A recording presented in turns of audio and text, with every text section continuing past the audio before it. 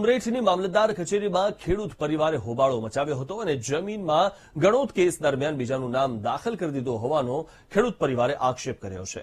અવારનવાર મામલતદાર કચેરીમાં ધક્કા ખાઈને બીજો હુકમ માંગવા છતાં પણ જમીન માલિકનો હુકમ મામલતદાર નહીં આપતા ખેડૂત પરિવાર રોષે ભરાયો હતો અને મામલતદાર કચેરીમાં ઓફિસની બહાર જ પરિવારે હોબાળો કર્યો હતો। નાના બાળકો સહિત મહિલાઓ પણ ઓફિસની બહાર ન્યાય માટે ધરણા પર બેસી ગયા હતા। તો આ તરફ મામલતદારે ખેડૂતને તમામ કાગળો આપ્યાનો તેમજ ગણોતના કેસમાં કાયદા મુજબ પ્રક્રિયા થઈ હોવાનો દાવો કર્યો છે। ખેડૂત પરિવાર દ્વારા દબાણ ઉભું કરીને તંત્રને દબાવવાનો પ્રયાસ કરવામાં આવી રહ્યો હોવાનું પણ જણાવાયું છે।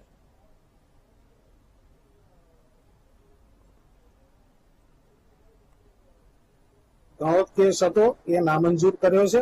એની અંદર ફેરફાર નોંધ નંબર 10/586 15/10/1975 ના રોજ પડેલી એના નિર્ણય સામે વિવાદ અરજી વિલંબે નામંજૂર કરેલી છે તે ટાઈમે।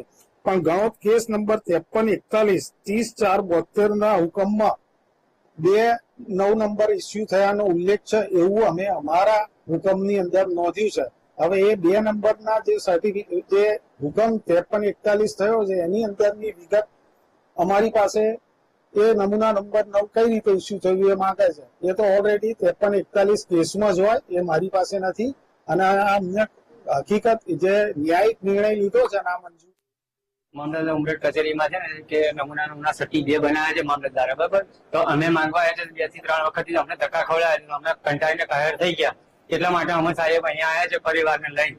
તો પરિવારને આજે અમે એવું કોઈ નક્કી કર્યું છે કે આજે મામલતદાર સાહેબ અમને નહીં આપે ત્યાં સુધી અમે અહીંયાથી હટીશું ને તો ભૂખ હડતાલ ઉપર અમે અહીંયા ઉતરી જવાના છે।